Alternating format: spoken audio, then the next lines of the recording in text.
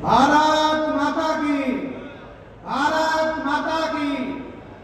आज विजय संकल्प रैली में मंच पे उपस्थित हरियाणा सरकार में मंत्री डॉक्टर अभय सिंह जी, पूर्व में डिप्टी स्पीकर बहन संतोष यादव जी, भाजपा प्रदेश में मंत्री और जिले की प्रभारी बड़ी बहन लालजी कक्कड़ जी, सुंदर चौधरी जी, नारनौल नगर परिषद की चेयरमैन कमलेश सैनी जी, महिला मोर्चा की जिले के अध्यक्ष भारती सैनी जी, हमारे प्रदेश के प्रदेश कार्यकारिणी सदस्य पूर्व के जिलाध्यक्ष बड़े भाई अजीत यादव जी, विद्यानंद रामा जी, मेरे बराबर वाले मंच पे सभी सम्मानित प्रकोष्ठों के जिलों के अध्यक्ष, मेरे सामने बैठे देवतुल्य कार्यकर्ता बंधुओं, माताओं, बहनों, लोकतंत्र के इस महापर्व में पहला चरण मतदान का हो चुका और दूसरा चरण कल है। आज इस विजय संकल्प रैली में आप सब लोगों के चेहरे पे जो उत्साह है वो बता रहा है कि निश्चित तौर पर नरेंद्र मोदी जी तीसरी बार देश के प्रधानमंत्री बनेंगे और जो भाजपा ने लक्ष्य तय किया है कि 370 पार भारतीय जनता पार्टी और 400 पार एनडीए। बहुत से लोग कहते हैं विपक्षी दल कि ये लक्ष्य आपने हवा में तय किया है। ये लक्ष्य हवा में तय नहीं किया है। 2014 में से पहले जो सरकार थी, जो आकंठ भ्रष्टाचार में डूबी हुई थी, जिसने जमीन से लेकर के आसमान तक के घोटाले किए हुए थे, ऐसा कोई घोटाला नहीं था जिसका कीर्तिमान यूपीए की सरकार के नाम ना हो। और आप लोगों ने देखा होगा, आपने सुना होगा कि टीवी टेलीविजन हमारे देश में रिमोट से चलता था, परंतु विश्व के बड़े बड़े सबसे बड़े लोकतंत्र में यह कांग्रेस की सरकार थी जो टेलीविजन को रिमोट से नहीं, प्रधानमंत्री को रिमोट से चलाने का काम करती थी। जब मित्र आपने 2014 में जब मोदी जी ने आपका आह्वान किया, जब आपने एक एक वोट कमल के सामने का बटन दबाकर कांग्रेस को उखाड़ फेंकने का काम किया, तब भारत के अंदर एक सरकार बनी नरेंद्र मोदी जी के नेतृत्व में। जब भाजपा मजबूत हुई तो भारत मजबूत हुआ और किस प्रकार से बदलाव आया। और उसके बाद 2019 के अंदर आपने फिर कमल के सामने का बटन दबाया और उसका परिणाम क्या हुआ मित्रों? जब आपने कमल के सामने का बटन दबाया तो भारतीय जनता पार्टी फिर मजबूत हुई। 300 पार का जो नारा था, हम 300 के पार गए और मजबूत भाजपा ने विश्व में भारत का डंका बजाने का काम किया।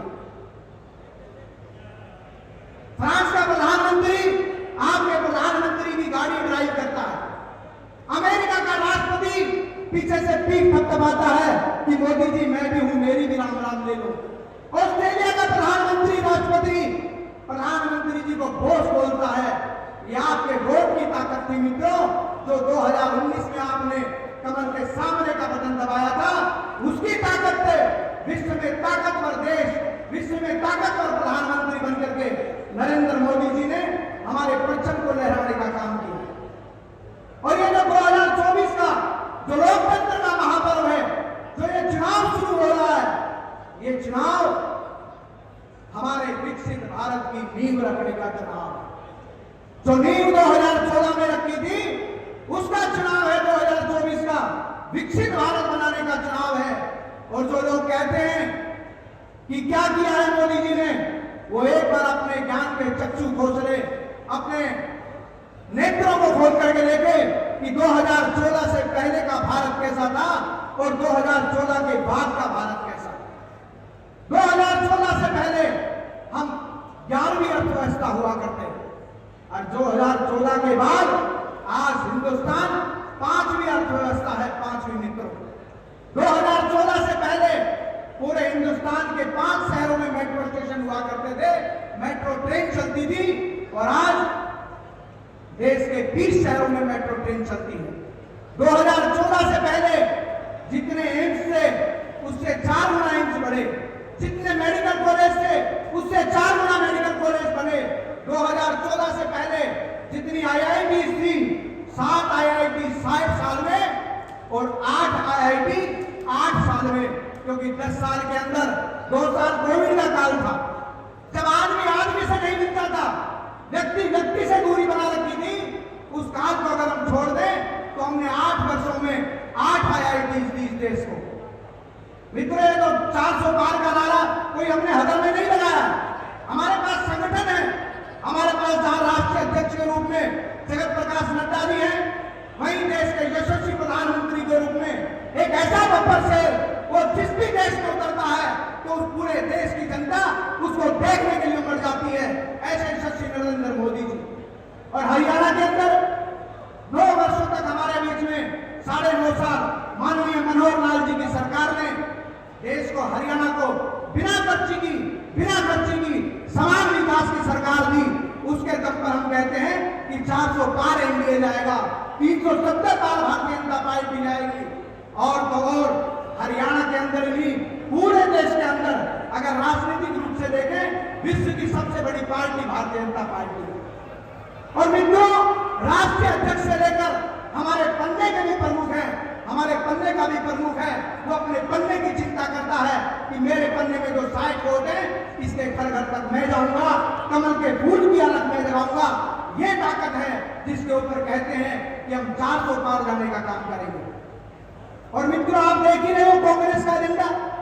कांग्रेस का भी संत पित्रोदा ने कहा, बड़े नेता इसके बारे में वो रखेंगे विचार, परंतु मैं आपको बता दूं इनका एक ही विचार है कि जिन लोगों ने अपने गाढ़े खून पसीने से कमाई की है, जिन्होंने अपने गाढ़े खून का पसीने से संपत्ति अर्जित की है, उस संपत्ति को जो लोग घुसपैठिए हैं, जो देश में आए हैं, जो कहते हैं हमारे पास कागज नहीं है, हमारे पास आधार कार्ड नहीं है, हमें यही नहीं पता हम कहां से आए हैं, उनको यही नहीं पता उनका बाप और दादा कौन है, ये संपत्ति उन नाजायज लोगों को देना चाहते हैं जिनको बाप दादा का नहीं पता, उन नाजायज लोगों को देना चाहते हैं। कोई म्यांमार से आया है, कोई पाकिस्तान से आया है, कोई बांग्लादेश की है, कोई घुसपैठिया है, कोई अवैध है और कोई नाजायज है। ऐसे लोगों को संघर्ष से अर्जित की हुई संपत्ति को देना चाहती है कांग्रेस। ये चुनाव कांग्रेस अपने कर्मों से भाषांतर कर गई है। ये ईवीएम पर भी अभी रोना पीटना इन्होंने शुरू कर दिया। और मित्रों, समझ लीजिए, जब कांग्रेस और विपक्ष ईवीएम पर रोना शुरू कर दे, इसका मतलब जीत बड़ी भारी होने वाली है, जीत बड़ी ऐतिहासिक होने वाली है। क्योंकि जब जब कांग्रेस ईवीएम पर रोती है तब तक भारतीय जनता पार्टी इतिहास बनाती है, तब तक भारतीय जनता पार्टी इतिहास रचने का काम करती है। कांग्रेस के लोग ईवीएम पर रोना शुरू कर दिए। अरे ईवीएम को क्यों दोष देते हो? एक बार अपने अंदर में झांको। आज कांग्रेस खाली हो गई है, बड़े से बड़े नेता इसमें रहना नहीं चाहता। क्यों? क्योंकि तुम राम को ठुकराते हो। क्यों? क्योंकि तुम धारा 370 दोबारा से लगाने की पैरवी करते हो। क्यों? क्योंकि तुम देश की आबादी की मेहनत की जमीन, मेहनत की हुई, अर्जित की हुई धन को बांटना चाहते हो, देशद्रोहियों में बांटना चाहते हो, अलगाववादियों में बांटना चाहते हो, सैनिकों का अपमान करते हो। उसके कारण से तुम्हारी दुर्दशा ये हुई है कि तुम 400 से 40, 55 और अब की बार तो 40 से भी नीचे जाने वाले हो। मित्रों, आज इस विजय संकल्प रैली में हमारे प्रदेश के यशस्वी मुख्यमंत्री जी श्री नायब सिंह सैनी जी के आपके विचार सुनने को मिलेंगे। ये भारतीय जनता पार्टी ऐसे ही नहीं बनी है।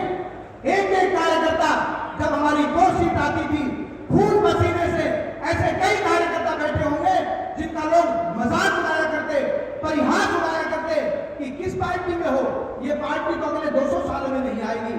परंतु पार्टी के कार्यकर्ताओं को जो तप था, जो मेहनत थी, जो ईमानदारी थी और जो हमारे लक्ष्य थे, जो हमने तय कर रखा था, जो हमारी विचारधारा थी कि हम धारा 370 हटाएंगे, हम राम मंदिर बनाएंगे, उस विचारधारा के बलबूते पर भारतीय जनता पार्टी ने सरकार बनाने का काम किया।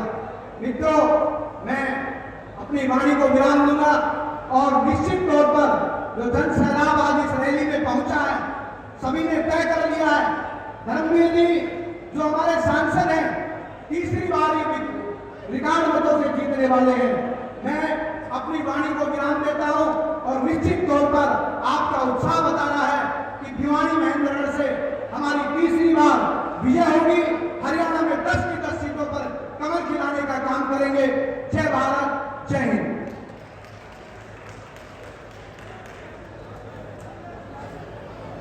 मैं निवेदन करूंगा